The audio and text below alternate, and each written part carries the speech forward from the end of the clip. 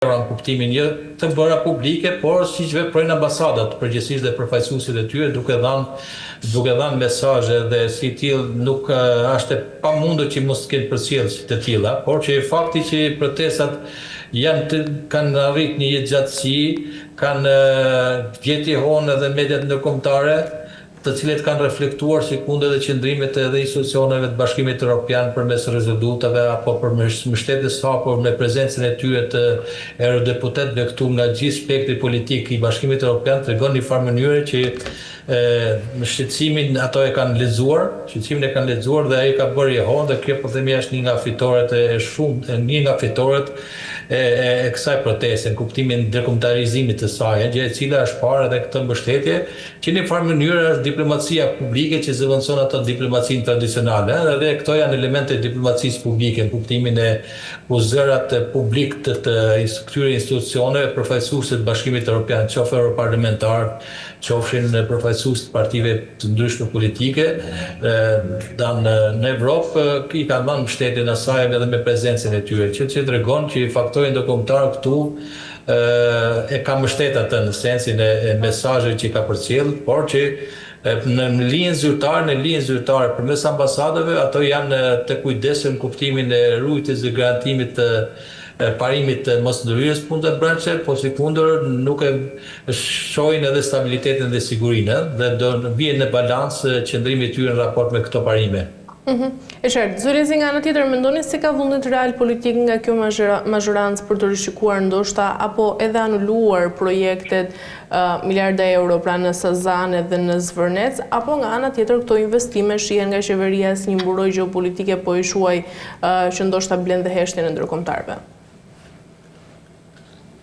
Po, këto të dyja mund të shihen e nderuar, kuptimin e këndvështrimit të qeverisë. Këndvështrimin e qeverisë do të thotë që qeveria mundon të ta ruajë projektet e saj që ka të bëjë me Zvërnecin dhe me Sazanin, duke pas parasysh që prapasaj investitor me miliarder, në sensin sikundër nga ato amerikanë, që të si instrumente dhe presionit ku askush nuk mund t'i bëjë, po themi, ta diskutojë të vetë faktin që janë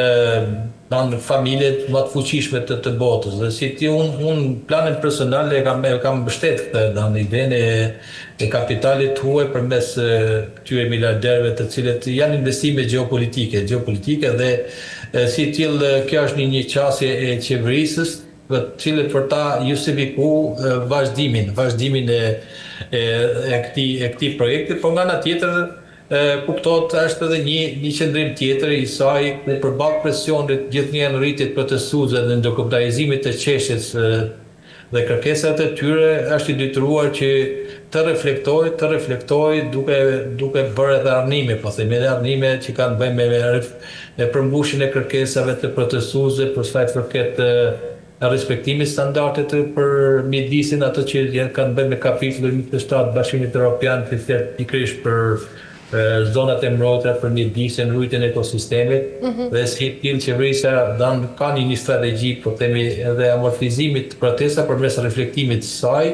duke i konsideruar këto, apo duke i minimizuar dënsinë e ndërtimit në këtë zona dhe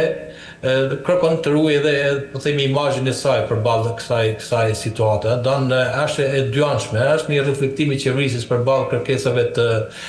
protestuesve, reflektimi i tyre duke bazuar edhe ato parimet dhe standardet e Bashkimit Evropian që janë edhe kushtet e kriterit të antarësimit pikërisht me kapitullin e mjedisit, po sikundë e tjera me llogaridhënien, me respektimin e transparencës, shumë parime tjera, por nga ana tjetër e përdor edhe si instrument apo si mesazh dhe presioni duke pas parasysh që këto janë investime kapitale të cilat gjenerojnë të ardha, gjenerojnë rritje ekonomike të madhe në Shqipëri, një pulsimi, por sikundër është edhe diçka një investim gjeopolitik në sensin e kush është pas këtij dhe si i tillë përmes saj synon edhe çfarë të zbej apo të amortizoj edhe presionin që mund t'i vijë nga faktorit ndërkombëtar në rastin konkret nga Bashkimi Evropian në përballje me SBA. E qartë, zoti Lezi, nga ana tjetër, nëse as qeveria nuk do të tërhiqet nga planet e saj dhe as qytetarët nuk do të largohen nga sheshi, cili është skenari më realist pra për të dalë nga ky ngujim politik po i shuaj? Mendoni se shihni një zgjedhje pra një qeveri teknike, zgjedhje të parakohshme, apo nga ana tjetër mund të kemi një marrëveshje në prapasken? Mund të jenë të tre skenarët, ndërruar varësisht edhe nga fakti çfarë roli luajnë edhe ndërkombëtar përballë kësaj situate, mund të jetë edhe një kompromis, po vetë fakti që qeverisja thotë nuk bëjnë dorëheqje në kuptimin e kërkesave që kanë artikuluar protestuesit të Rama Ik në kuptimin e dorëheqjes e tij. Kjo mund ta detyrojë çfarë që të përmbush disa kërkesa të tyre, qoftë për sa i përket investime strategjike, paketës maleve, po sekundër dhe garantimit të gjithçkaje që kanë bëjë me transparencën, llogaridhënien dhe shumë të tjera. Nuk është thjesht vetëm një situatë aty, tashmë është një protestë politike përtej episodeve fillestare të saj, sepse qytetarët janë ngritur, janë bashkuar një zëri për gjithë problematikët dhe shqetësimet që ato kanë dhe janë akumuluar për gjatë 35 vite dhe është sintetizuar në një logo kundër establishmentit politik. Dhe si e tillë skenar të lidhur me këtë protestë është varësisht nga fakti se sa ajo do të jetë konsistente në kuptimin e vazhdimit të protestës, në mënyrë që mos përçohet rritjen e dozës presionit, pa shoqëruar kjo edhe me një presion edhe ndërkombëtar. Dhe këtu skenaret janë nga më të ndryshme. Një qeveri teknike do ishte më e mirë që lidhet pikërisht edhe me përmbushjen e kërkesave të protestuesve, formula cilës janë disa, po në rastin konkret protestuesit duhet të kenë informacion politik, po është shumë e vështirë që ato ta kenë si të tillë duke pas parasysh që në backgroundin dhe pjesëmarrësve është një konglomerat të tyre, kuptimin e origjinës, prejardhës, përkatësisë, backgroundeve, të majtë djathtë të zhgënjur, po sikundë edhe neutrale, të cilët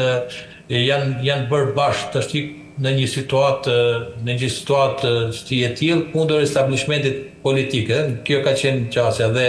ato kërkojnë përfaqësimin e tyre. Përmes edhe një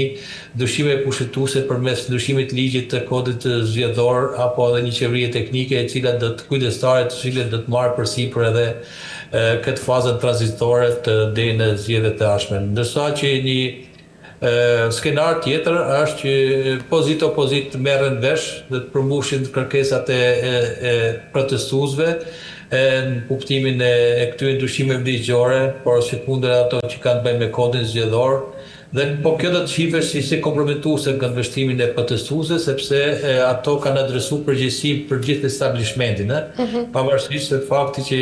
më së shumti këtu goditet opozita don përmes asaj që ata që kanë kërkuar Rama Ik dorëheqje e qeverisë e kështu me radhë. Kjo është një skenar tjetër, dhe skenari më pesimist që të vihet sfumohet dhe kjo të jetë një histori e harruar si gjithë historitë e protestave,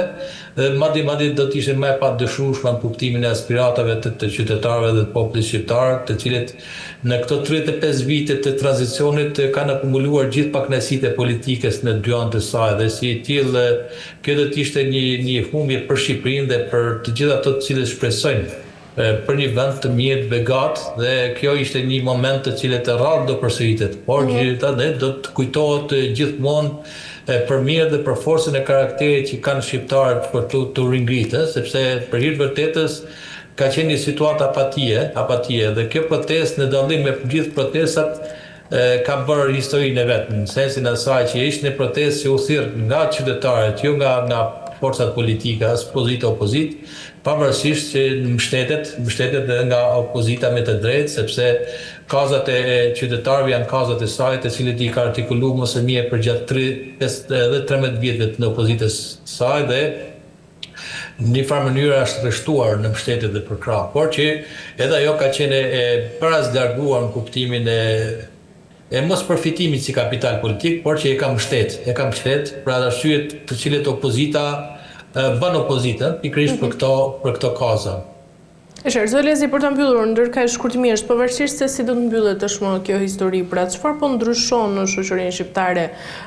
apo dëshmojmë lindjen e një epoke të re të protestave që organizohen tashmë nga vetë qytetarët dhe që nuk kontrollohen dot më plotësisht nga të gjitha zyrat e partive politike?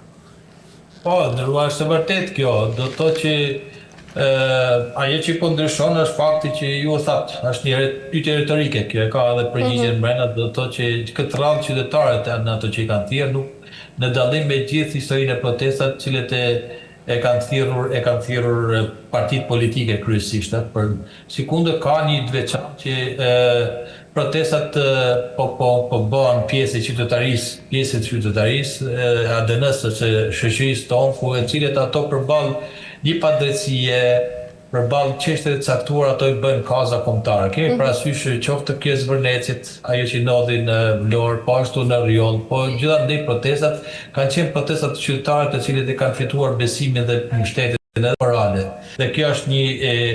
një fitore e madhe, të cilët është atributi i këtyre protestave. Por nga ana tjetër kemi parasysh që kjo ndikon çfarë? Kjo ka një mënyrë ka arë si rrëdhoj kujte, edhe ndërgjegjësimit të protestuesve shoqërisë shqiptare, po edhe efekti që ka luajtur teknologjia. Teknologjia apo gjithë infrastruktura sociale, aty që rrjetet sociale të cilët kanë ndikuar në mobilizimin e njerëzve, të cilët i kanë bërë bashkë përkundër padrejtësive, përkundër zbesive, dhe nga ana tjetër edhe kanë rritur edhe shkallën e ndërgjegjësimit për transparencën, kanë për këto llogaridhënien, ndjeshmëria e publikut tashmë është bërë madhe që ka quar një solidaritet të madh